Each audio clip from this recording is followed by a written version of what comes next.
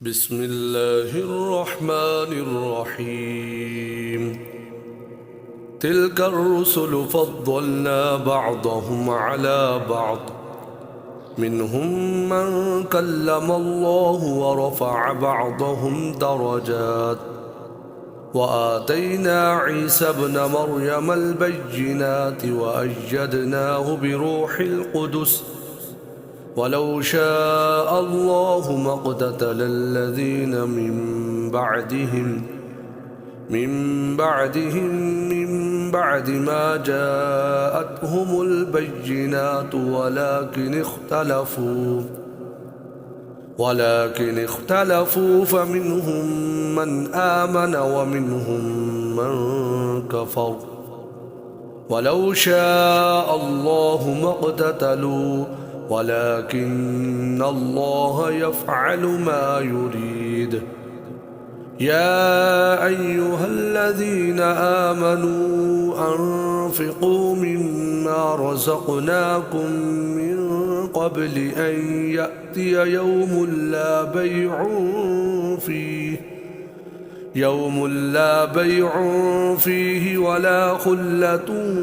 ولا شفاعة والكافرون هم الظالمون. الله لا إله إلا هو الحي القيوم، لا تأخذه سنة ولا نوم، له ما في السماوات وما في الأرض. من ذا الذي يشفع عنده إلا بإذنه، يعلم ما بين أيديهم وما خلفهم، ولا يحيطون بشيء من علمه إلا بما شاء،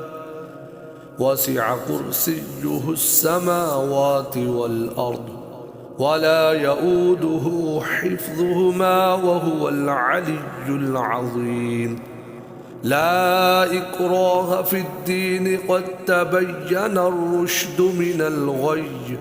فمن يكفر بالطاغوت ويؤمن بالله فقد استمسك بالعروة الوثقى لا انفصام لها، والله سميع عليم. الله ولي الذين آمنوا يخرجهم من الظلمات إلى النور،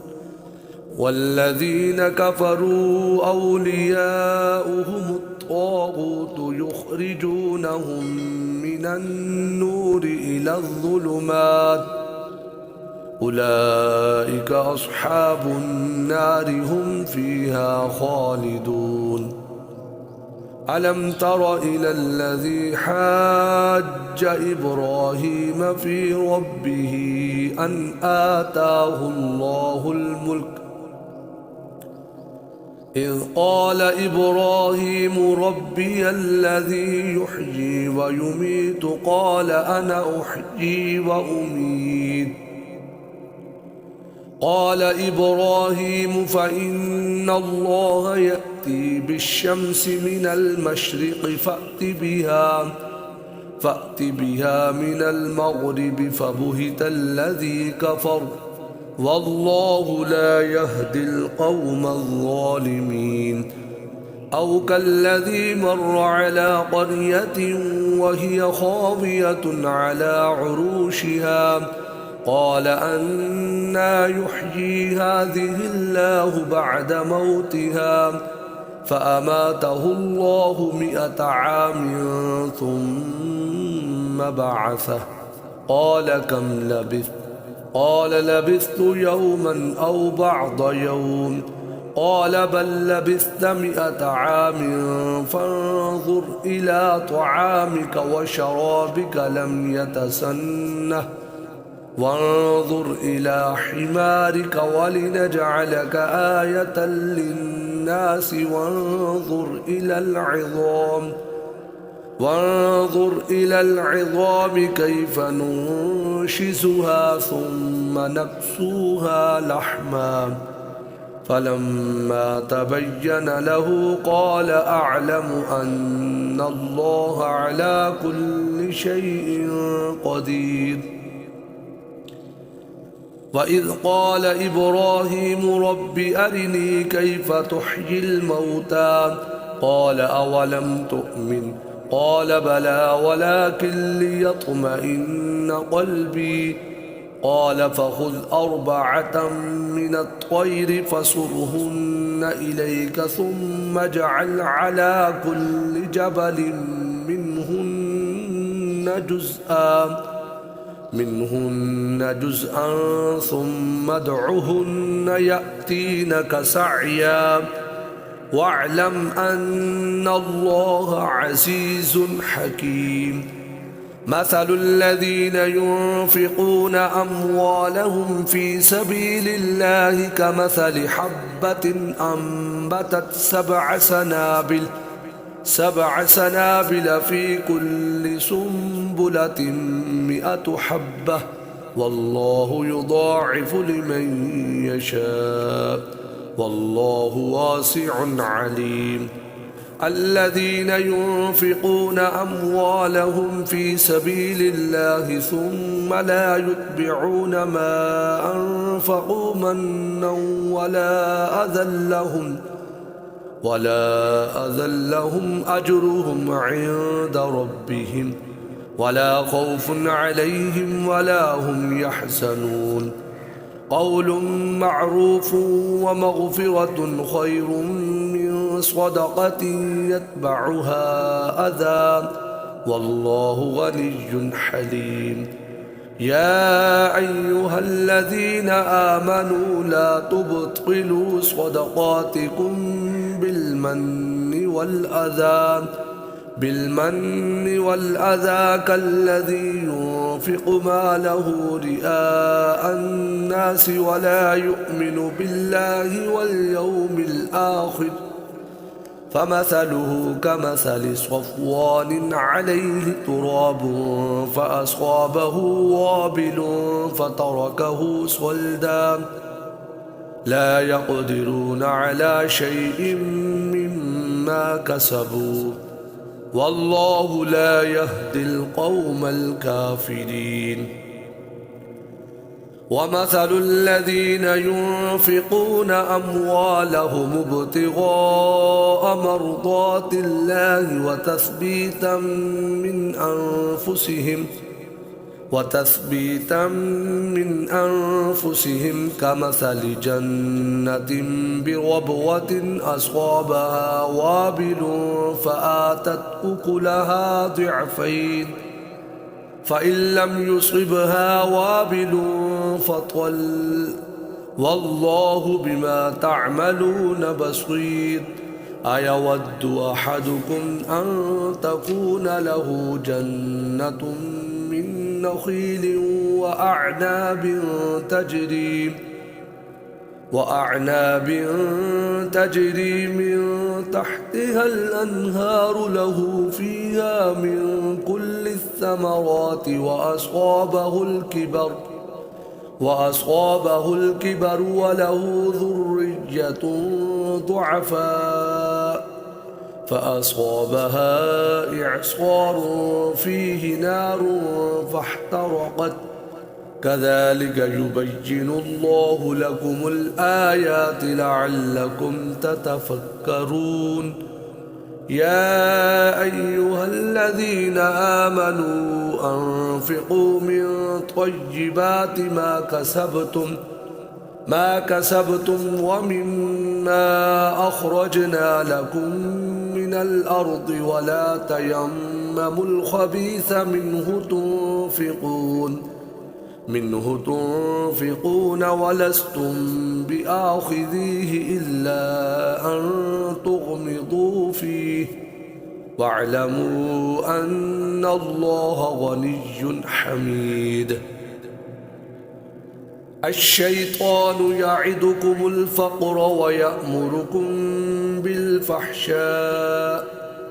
والله يعدكم مغفرة منه وفضلا والله واسع عليم.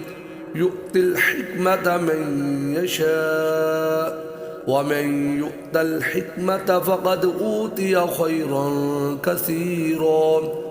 وما يذكر إلا أولو الألباب وما أنفقتم من نفقة أو نذرتم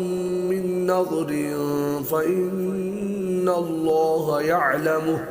وما للظالمين من أنصار إن تبدوا الصدقات فنعما هي وإن تخفوها وتؤتوها الفقراء فهو خير لكم ويكفر عنكم من سيئاتكم والله بما تعملون خبير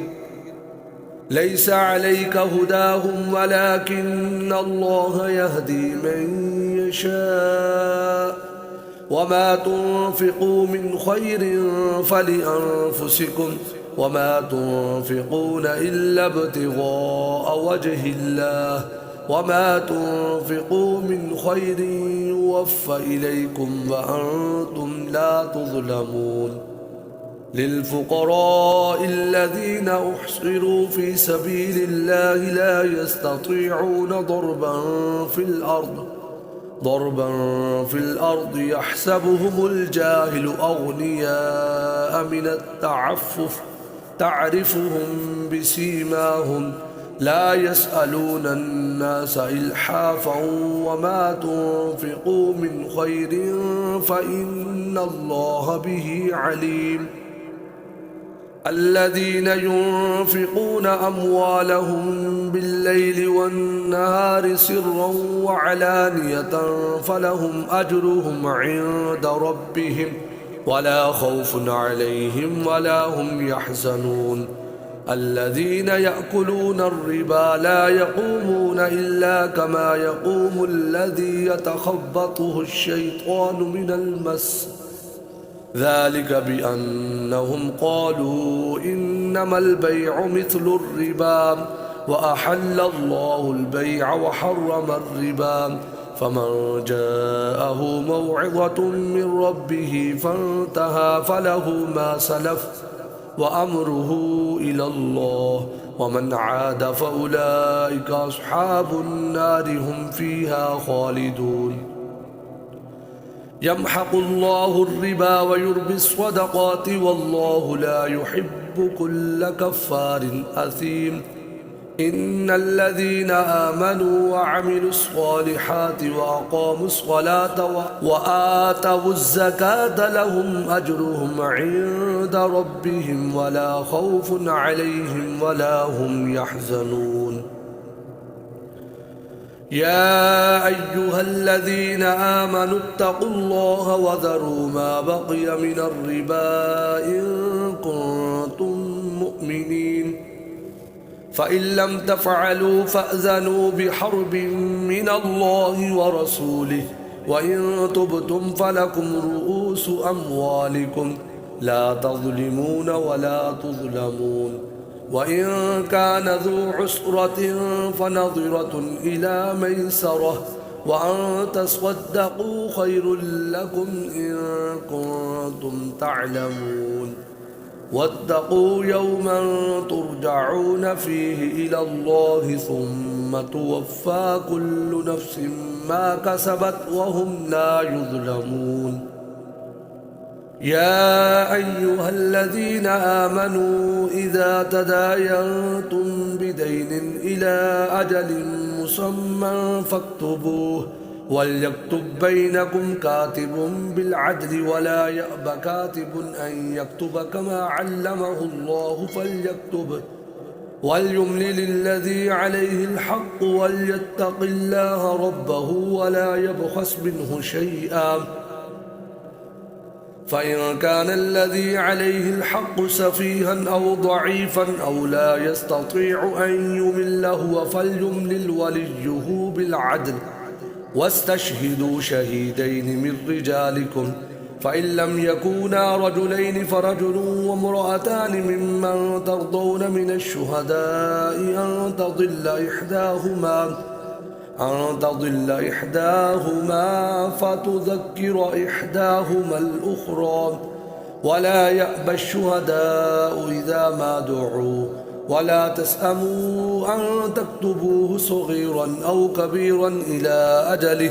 ذلكم أقسط عند الله وأقوم للشهادة وأدنى ألا ترتابوا إلا أن تكون تجارة حاضرة تديرونها بينكم فليس عليكم جناح ألا تكتبوها واشهدوا إذا تبايعتم ولا يضار كاتب ولا شهيد وإن تفعلوا فإنه فسوق بكم واتقوا الله ويعلمكم الله والله بكل شيء عليم وإن كنتم على سفر ولم تجدوا كاتبا فرهان مقبوضة فإن أمن بعضكم بعضا فليؤد الذي اؤتمن أمانته وليتق الله ربه ولا تكتموا الشهادة ومن يكتمها فإنه آثم قلبه والله بما تعملون عليم لله ما في السماوات وما في الأرض وإن تبدوا ما في أنفسكم أو تخفوه يحاسبكم به الله فيغفر لمن يشاء ويعذب من يشاء والله على كل شيء قدير آمن الرسول بما أنزل إليه من ربه والمؤمنون كل آمن بالله وملائكته وكتبه ورسله لا نفرق بين أحد من رسله وقالوا سمعنا وأطعنا غفرانك ربنا وإليك المصير لا يكلف الله نفسا إلا وسعها لها ما كسبت وعليها ما اكتسبت ربنا لا تؤاخذنا إن نسينا أو أخطأنا ربنا ولا تحمل علينا إصرا كما حملته على الذين من قبلنا ربنا ولا تحملنا ما لا طاقة لنا به واعف عنا واغفر لنا وارحمنا أنت مولانا فانصرنا على القوم الكافرين بسم الله الرحمن الرحيم ألف لام ميم الله لا إله إلا هو الحي القيوم نزل عليك الكتاب بالحق مصدقا لما بين يديه وأنزل التوراة والإنجيل من قبل هدى للناس وأنزل الفرقان إن الذين كفروا بآيات الله لهم عذاب شديد والله عزيز ذو انتقام إن الله لا يخفى عليه شيء في الأرض ولا في السماء هو الذي يصوركم في الأرحام كيف يشاء لا إله إلا هو العزيز الحكيم هو الذي أنزل عليك الكتاب منه آيات محكمات هن أم الكتاب وأخر متشابهات فأما الذين في قلوبهم زيغ فيتبعون ما تشابه منه ابتغاء الفتنة وابتغاء تأويله وما يعلم تأويله إلا الله والراسخون في العلم يقولون آمنا به كل من عند ربنا وما يذكر إلا أولو الألباب ربنا لا تزغ قلوبنا بعد إذ هديتنا وهب لنا من لدنك رحمة إنك أنت الوهاب ربنا إنك جامع الناس ليوم لا ريب فيه إن الله لا يخلف الميعاد إن الذين كفروا لن تغني عنهم أموالهم ولا أولادهم من الله شيئا وأولئك هم وقود النار كدأب آل فرعون والذين من قبلهم كذبوا بآياتنا فأخذهم الله بذنوبهم والله شديد العقاب قل للذين كفروا ستغلبون وتحشرون إلى جهنم وبئس المهاد قد كان لكم آية في فئتين التقتا فئة تقاتل في سبيل الله وأخرى كافرة يرونهم مثليهم رأي العين والله يؤيد بنصره من يشاء إن في ذلك لعبرة لأولي الأبصار زجن للناس حب الشهوات من النساء والبنين والقناطير المقنطرة من الذهب والفضة والخيل المسومة والأنعام والحرث ذلك متاع الحياة الدنيا والله عنده حسن المآب قل أنبئكم بخير من ذلكم للذين اتقوا عند ربهم جنات تجري من تحتها الأنهار خالدين فيها وأزواج مطهرة ورضوان من الله والله بصير بالعباد الذين يقولون ربنا إننا آمنا فاغفر لنا ذنوبنا وقنا عذاب النار الصابرين والصادقين والقانتين والمنفقين والمستغفرين بالأسحار شهد الله أنه لا إله إلا هو والملائكة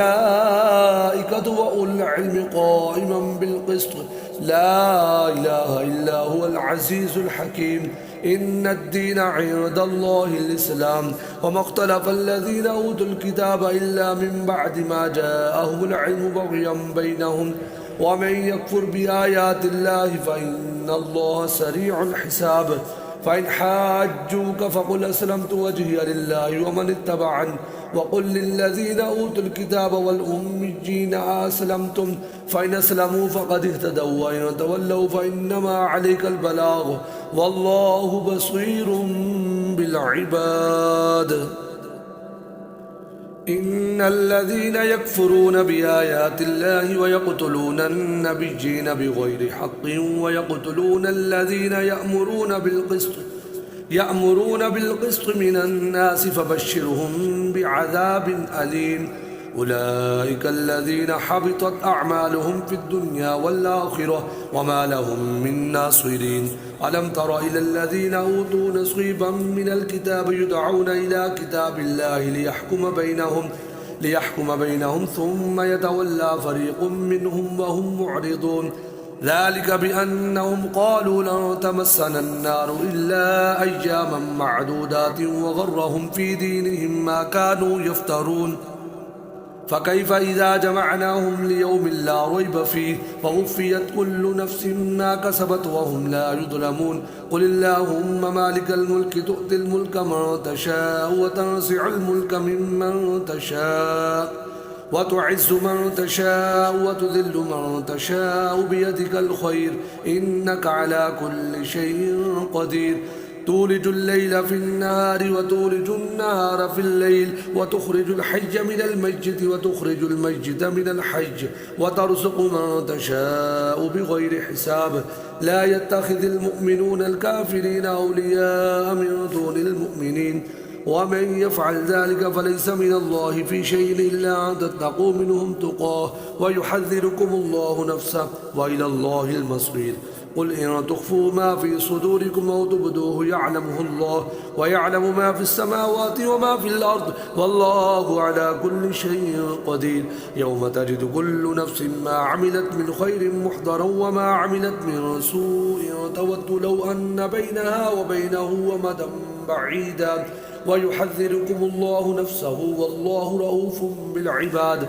قل إن كنتم تحبون الله فاتبعوني يحببكم الله ويغفر لكم ذنوبكم والله غفور رحيم قل أطيعوا الله والرسول فإن تولوا فإن الله لا يحب الكافرين إن الله اصطفى آدم ونوحا وآل إبراهيم وآل عمران على العالمين ذرية بعضها من بعض والله سميع عليم إذ قالت امرأة عمران رب إني نذرت لك ما في بطني محررا فتقبل مني إنك أنت السميع العليم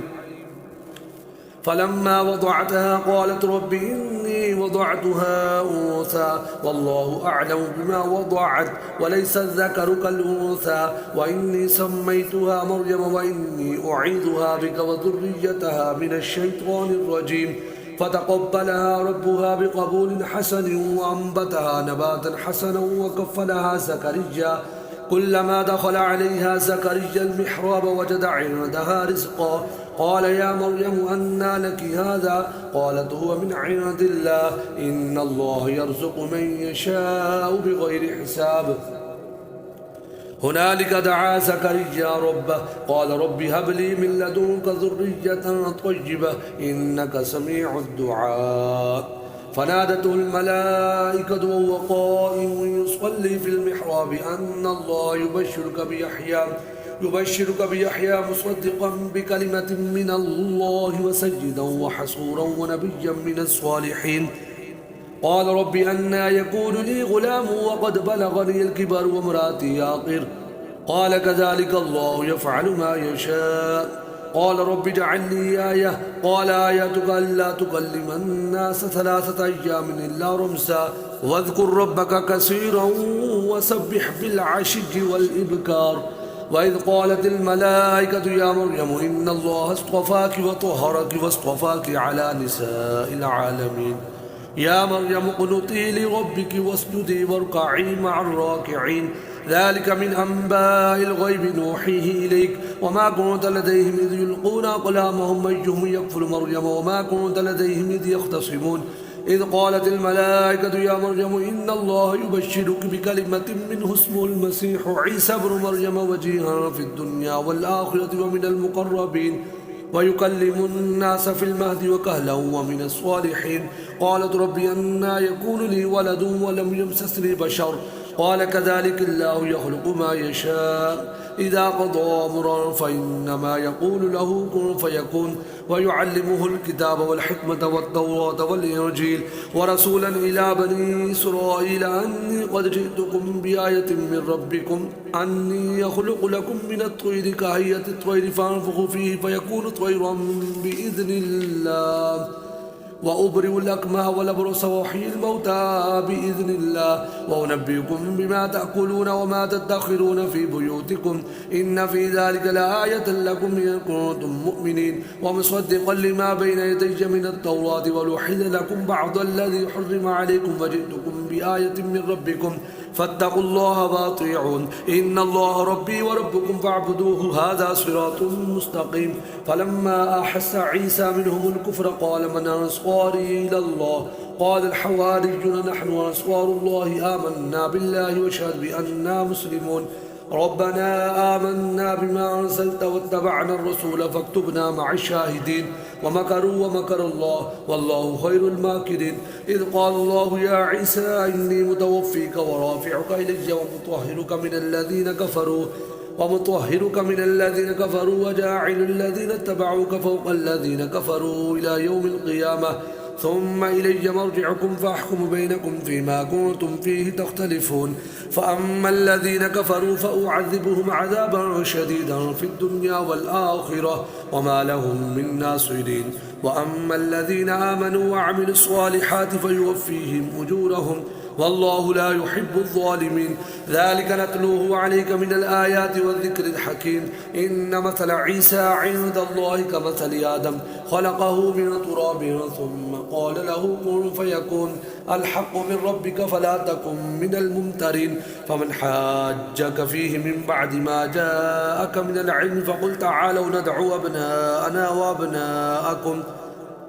وأبناءكم ونساءنا ونساءكم وأنفسنا وأنفسكم ثم نبتهل فنجعل لعنة الله على الكاذبين إن هذا لهو القصص الحق وما من إله إلا الله وإن الله لهو العزيز الحكيم فإن تولوا فإن الله عليم بالمفسدين قل يا أهل الكتاب تعالوا إلى كلمة سواء بيننا وبينكم ألا نعبد إلا الله ولا نشرك به شيئا ولا يتخذ بعضنا بعضا أربابا من دون الله فإن تولوا فقولوا اشهدوا بأننا مسلمون يا أهل الكتاب لم تحاجون في إبراهيم وما أنزلت التوراة والإنجيل إلا من بعده أفلا تعقلون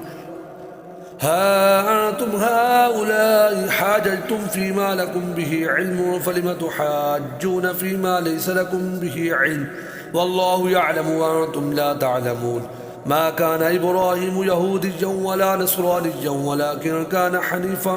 مسلما وما كان من المشركين إن أولى الناس بإبراهيم للذين اتبعوه وهذا النبي والذين آمنوا والله ولي المؤمنين ودت طائفة من أهل الكتاب لو يضلونكم وما يضلون إلا أنفسهم وما يشعرون يا أهل الكتاب لم تكفرون بآيات الله وأنتم تشهدون يا أهل الكتاب لم تلبسون الحق بالباطل وتكتمون الحق وأنتم تعلمون وقالت طائفة من أهل الكتاب آمنوا بالذي أنزل على الذين آمنوا وجه النهار واكفروا آخره لعلهم يرجعون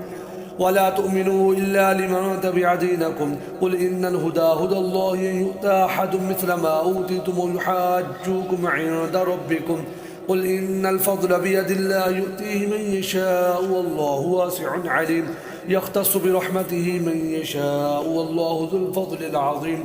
ومن أهل الكتاب من إن تأمنوا بقنطار يؤديه إليك ومنهم من إن تأمنوا بدينار لا يؤديه إليك إلا ما دمت عليه قائما ذلك بأنهم قالوا ليس علينا في الأميين سبيل ويقولون على الله الكذب وهم يعلمون فلا من أوفى بعهده فإن الله يحب المتقين إن الذين يشترون بعهد الله وأيمانهم ثمنا قليلا أولئك لا خلاق لهم في الآخرة ولا يكلمهم الله ولا ينظر إليهم يوم القيامة ولا يزكيهم ولهم عذاب أليم وإن منهم لفريقا يلبون ألسنتهم بالكتاب لتحسبوه من الكتاب وما هو من الكتاب ويقولون هو من عند الله وما هو من عند الله ويقولون على الله الكذب وهم يعلمون ما كان لبشر أن يؤتيه الله الكتاب والحكم والنبوة ثم يقول للناس كونوا عبادا لي من دون الله ولكن كونوا ربانيين بما كنتم تعلمون الكتاب وبما كنتم تدرسون ولا يأمركم أن تتخذوا الملائكة والنبيين أربابا أيأمركم بالكفر بعد إذا أنتم مسلمون وإذا أخذ الله ميثاق النبيين لما آتيتكم من كتاب وحكمة ثم جاءكم رسول مصدق لما معكم لتؤمنن به ولتنصرنه قال أقررتم وأخذتم على ذلك مصري قالوا أقررنا قال فاشهدوا وأنا معكم من الشاهدين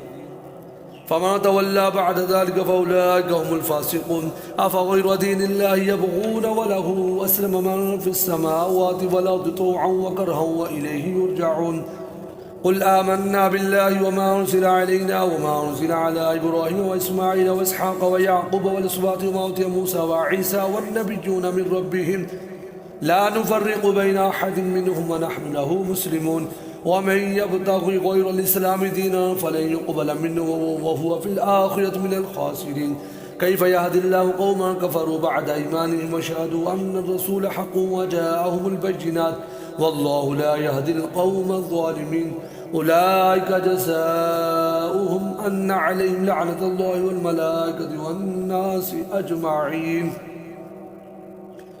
خالدين فيها لا يخفف عنهم العذاب ولا هم ينظرون إلا الذين تابوا من بعد ذلك وصلحوا فإن الله غفور رحيم إن الذين كفروا بعد إيمانهم ثم ازدادوا كفرا لن تقبل توبتهم وأولئك هم الضالون إن الذين كفروا وماتوا وهم كفار فلن يقبل من أحد من الأرض ذهبا ولم يفتدى به أولئك لهم عذاب أليم وما لهم من ناصرين